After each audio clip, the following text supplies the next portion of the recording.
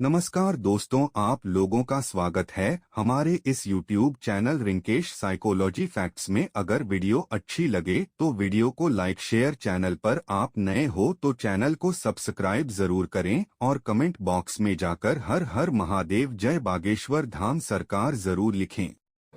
संध्या दीपक जलाते समय जो नियम अपनाने चाहिए उनके बारे में कितना जानते हैं आप? क्या आप शाम को दीपक जलाने के महत्व के बारे में जानते हैं? क्या आपको यह पता है कि आखिर शास्त्रों में संध्या के समय दीपक जलाने का विधान क्यों बताया गया है? आखिर क्यों घरों में नियमित तौर पर शाम के समय दीपक जलाने के लिए कहा जाता है? और संध्या के किस समय पर घर में दीपक जलाना चाहिए? घर में कहां-कहां दीपक जलाए जाने चाहिए? और कितनी संख्या में हर रोज दीपक प्रज्वलित करने से हमें शुभ फल की प्राप्ति होती है? साथ ही यह दीपक तेल के जलाने चाहिए या घी के जलाने चाहिए? और दीपक को जलाते समय कौन सा मंत्र बोलना चाहिए?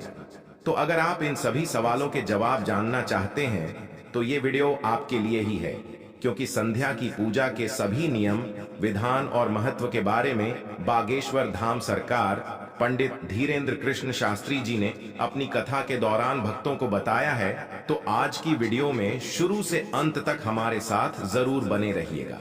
दोस्तों, स्वागत है आपका। प्राचीन जानकारी पर आगे बढ़ने से पहले वीडियो को लाइक जरूर कर दें, जिससे कि श्री बागेश्वर बालाजी की कृपा आप पर और आपके परिवार पर सदैव बनी रहे। चलिए वीडियो में आगे बढ़ते हैं। दोस्तों, सभी के मन में अक्सर ये सवाल होता है कि जब हम सुबह देवी देवताओं की पूजा आराधना कर लेते हैं तो हिंदू धर्म में संध्या के समय पूजा करने के लिए क्यों कहा जाता है? आखिर इसका महत्व क्या होता है? तो गुरु जी कहते हैं कि एक बार जब महादेव माता पार्वती को अमृता का ज्ञान देने के लिए अमरनाथ की गुफा में लेकर आए थे, तो बहुत लंबे समय तक वे स्वर्ग में जाकर देवताओं से भेंट नहीं कर पाए थे। इसीलिए उन्होंने माता पार्वती से देवताओं से मिलने के लिए अनुमति मांगी, और जब वह स्वर्ग से 1 महीने तक वापस नहीं आए तो माता पार्वती क्रोधित हो गई। और जब महादेव लौटकर आए तो माता पार्वती का क्रोध अपने चरम पर था, और इस क्रोध से बहुत सारे राक्षसों का जन्म हुआ। तब महादेव के समझाने पर देवी पार्वती का क्रोध तो शांत हो गया, लेकिन फिर जब माता पार्वती ने महादेव से कहा कि उनके क्रोध से उत्पन्न हुए सभी राक्षसों का क्या होगा, इन्हें ब्रह्मांड में कहां स्थान दिया जाएगा, तब महादेव कहते हैं कि जिस घर में संध्या के समय दीप प्रज्वलित नहीं किए जाएंगे, मंत्रों का उच्चारण नहीं होगा, आरती नहीं होगी, घंटी का स्वर नहीं होगा, वहां पर इन सभी राक्षसों को और भूत प्रेतों को जगह मिलेगी। वह घर इन सभी का निवास स्थान होगा। तो इसीलिए शास्त्रों में संध्या के समय दिया बाती को इतना महत्व दिया जाता है, ताकि आपके घर में भूत प्रेत और राक्षसों का वास ना हो।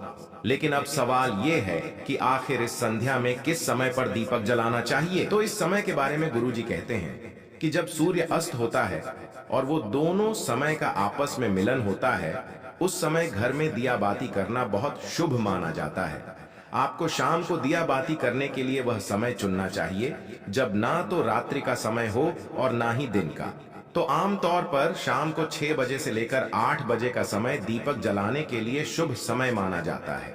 इसी के साथ गुरुजी का कहना है कि हमें अपने घर में रोजाना शाम को कम से कम 5 दीपक जलाने चाहिए, जिनमें पहला दीपक आप अपने गुरु के नाम का, दूसरा दीपक अपने घर के मंदिर में सभी देवी देवताओं को समर्पित करना चाहिए, तीसरा दीपक अन्नपूर्णा देवी का, चौथा दीपक आपको अपने घर के मुख्य द्वार पर माता लक्ष्मी का स्मरण करके जलाना चाहिए, और पांचवा दीपक अपने घर में आंगन में लगी हुई तुलसी की क्यारी के पास जलाना चाहिए।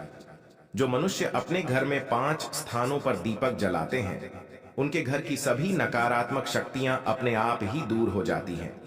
गुरु जी का कहना है कि दीपक जलाते समय आपको पूर्ण रूप से स्वच्छ होना चाहिए। जब भी हम सुबह पूजा करते हैं तो खुद को शुद्ध रखना आसान होता है, क्योंकि स्नान करने के तुरंत बाद ही हम पूजा आराम से कर सकते हैं।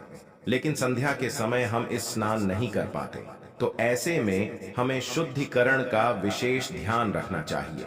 इसीलिए अगर आप अपने घर में संध्या के समय पूजा करते हैं तो खुद को पूरा दिन शुद्ध रखना बेहद जरूरी होता है। यदि आप बाथरूम का इस्तेमाल करते हैं तो अपने हाथ पांव को अच्छे से धो लीजिए। यदि आप शौच जाते हैं तो आप अपने हाथ पांव धोकर कपड़े जरूर बदलिए दोस्तों। साथ ही यदि आप दोपहर में पूरे दिन ब्रह्मचर्य का पालन नहीं कर पाते, पति पत्नी साथ में रहते हैं, तो आपको संध्या की पूजा से पहले स्नान जरूर करना चाहिए। साथ ही कपड़ों को भी स्वच्छ रखना चाहिए। दोस्तों, गुरुजी बताते हैं कि संध्या का जो समय होता है, उस समय माता लक्ष्मी और उनकी बहन अलक्ष्मी दोनों ही बिहर के लिए निकलते हैं। तो जिन लोगों के घर के मुख्य द्वार पर दीपक जले होते हैं, ऐसे लोगों के घरों में माता लक्ष्मी प्रवेश कर जाती है। और जिन घरों में अंधेरा होता है, ऐसे घरों को माता लक्ष्मी की बहन अलक्ष्मी यानी कि दरिद्रता अपना निवास स्थान बनाती है। तो इसीलिए कहा जाता है कि सूरज डूबने के बाद अपने घर की सभी लाइटों को जला देना चाहिए और अपने घरों में रोशनी करनी चाहिए और अपने घर के मुख्य द्वार को हल्दी से लीपकर उस पर कुमकुम से स्वस्तिक बनाना चाहिए और इस पर एक शुद्ध घी का दीपक जलाकर घंटी का स्वर जरूर करना चाहिए और माता लक्ष्मी से अपने घर में आने के लिए निवेदन करना चाहिए।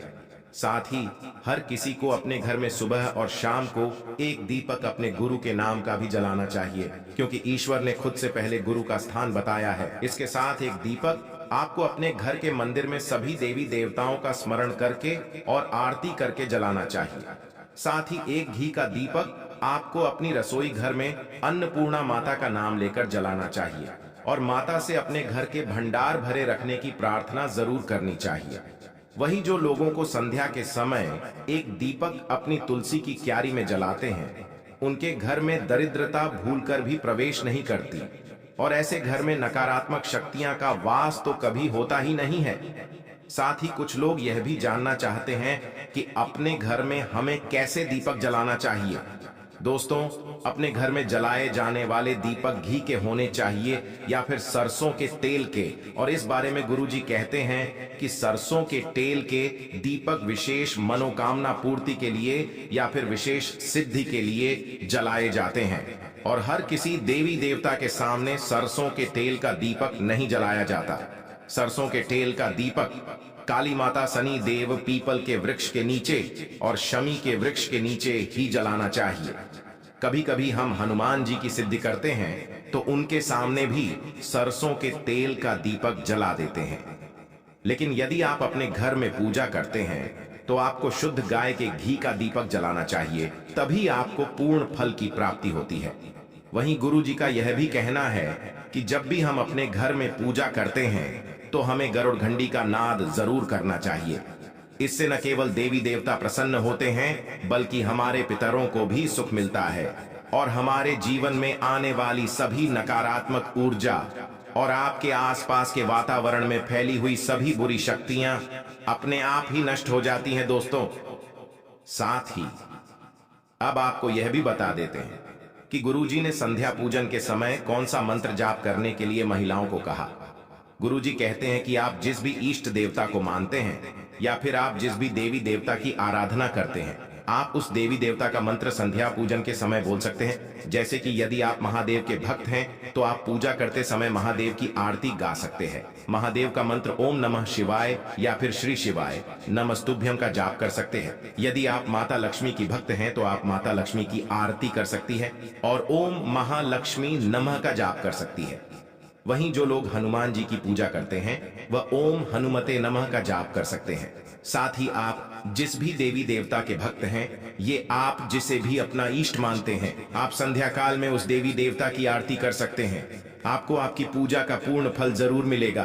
तो ये थे गुरु जी के बताए हुए संध्या पूजन के कुछ नियम, जिन्हें अपने जीवन में आजमा कर आप पूर्ण फल की प्राप्ति कर सकते हैं।